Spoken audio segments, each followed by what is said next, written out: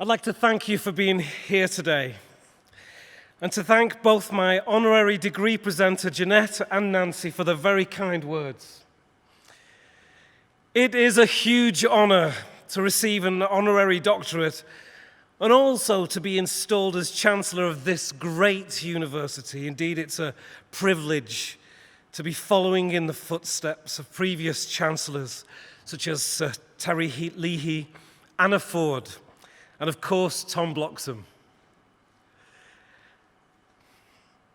I've been a migrant since birth, amongst the mills and mines of the Industrial Revolution in Wigan, just 20 minutes away. My first migration was from the womb into the open air. Then I migrated from one Lancashire village to another, new worlds.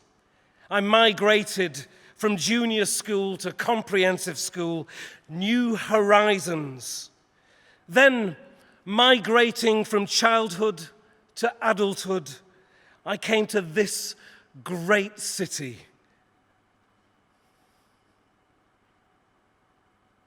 To Manchester. And I came with one aim: to learn, and through learning, to grow.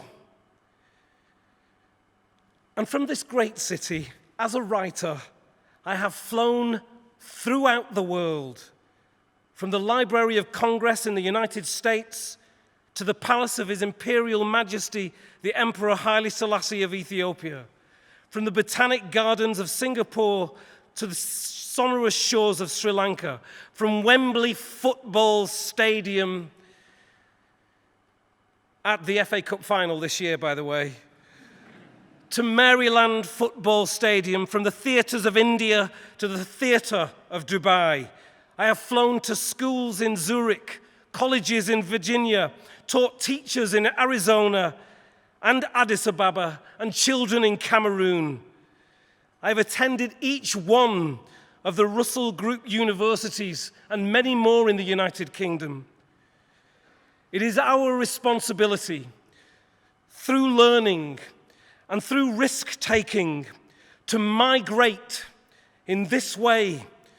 It is our responsibility to populate new ideas, new territory. Migration is at the heart of who we are. It is the process, the action of learning. Those of you who have children will say to them as they become adults, "You have wings now, use them. Fly out into the world. It is yours." And you will wipe tears away as they stand, open their wings, turn their heads and say, "Goodbye,"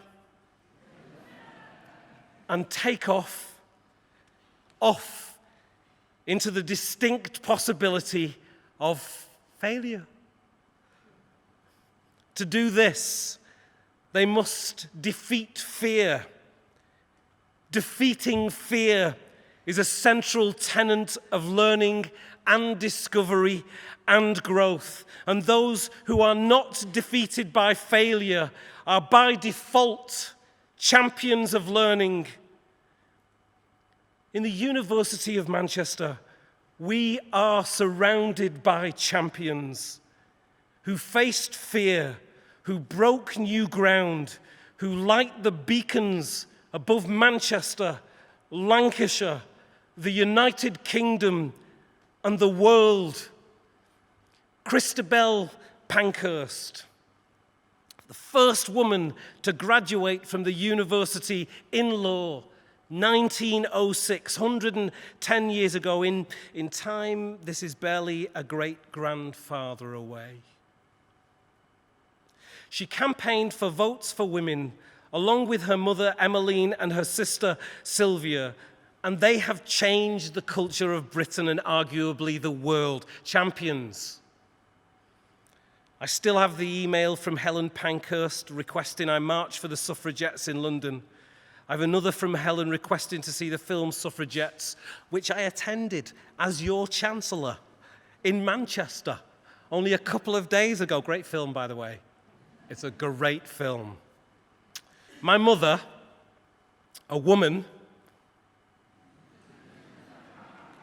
who knew? Came here from Ethiopia, as Jeanette said, pregnant, and she came here to study. You may not know this, but the Pankhurst family are as relevant in Ethiopia as they are here in Britain. Sylvia Pankhurst became very close friends with the Emperor Haile Selassie, and Richard Pankhurst, her son, is a learned academic on Ethiopian history, a professor of the University of Addis Ababa. And it's important to say their name, the Pankhurst name here, and to stretch my hand from this incredible university to his, and to hold and strengthen our connections with the Pankhurst and with Ethiopia. Thank you, Ambassador, for being here. The Pankhurst must be proud to know that the university where Christabel attained a degree in law and yet could not practice law is run by Professor Rothwell. I'd like to stop here for a moment, if you don't mind, and kind of take a picture, a selfie. So Nancy, would you join me, please?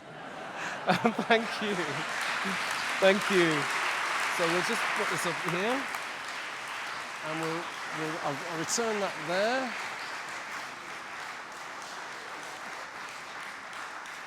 Thank you. Thank you, Nancy. I'm now just going to tweet that. If you don't mind, I'm tweeting it now. How do you do this? That's the best one. I took about 4 pictures then, and I'm going to say, what am I going to say? What am I going to say? The greatest place on earth. The greatest place on earth. What a beautiful tweet. Hashtag, yeah, hashtag, I'll be a while. Hashtag UOM. Yeah, I'll just leave it at you. I was going to put UOM Sissay, but I'll put UOM just because that's how we roll. And yeah, tweet, press send. I'm pressing send. There's more communication, more learning in our world now than since the beginning of time. The butterfly effect can be traced back to a tweet. I concur with Nancy. The revolution is now the immediate, fierce, unstoppable population of subjects. A revolution of learning. Information is power. Press send, the 5 beacons of learning. Information is power. Research, the 5 beacons of research shine bright from the inspirational spires of this university. Press send, bringing the best minds together to search for innovative solutions for some of the world's biggest problems. Press send, with expertise that helps tackle inequalities people face across the globe. Press send. With expertise, we are developing advanced materials for the most extreme environments and the most familiar. Press send. Our research is already transforming systems that bring energy to our home across the world. We are helping to create a world in which more of us survive cancer. Press send. The tweet has already migrated. It's already flown across the world. It's populated without visa or border controls and without baggage allowance. Think of these words as flying throughout the world via the live feed, and think of migration as natural, as a celebration of human nature. India, China, America, the Middle East, Africa, Russia, Australia, all find a place in the University of Manchester, a place to grow in wisdom, humanity, and knowledge. As a man, brought up in the Lancashire of Jeanette, I am proud to say to her, from me, the boy from the children's homes, to her, the adopted girl, that these robes that I am so proud to wear are wings. As Nancy said in her address, the University of Manchester has come a long way since 2004, and we are now facing exciting but no doubt challenging times. I hope I can contribute to the university's ongoing success over the next 7 years. I'd like to end by showing you a film that we made here of me reciting a kind of mashup of poems. I hope that that's the only time the word mashup will be mentioned from this podium. And I hope it encapsulates how the honor of being Chancellor of this great university makes me feel, and how I believe everyone who has contact with it feels.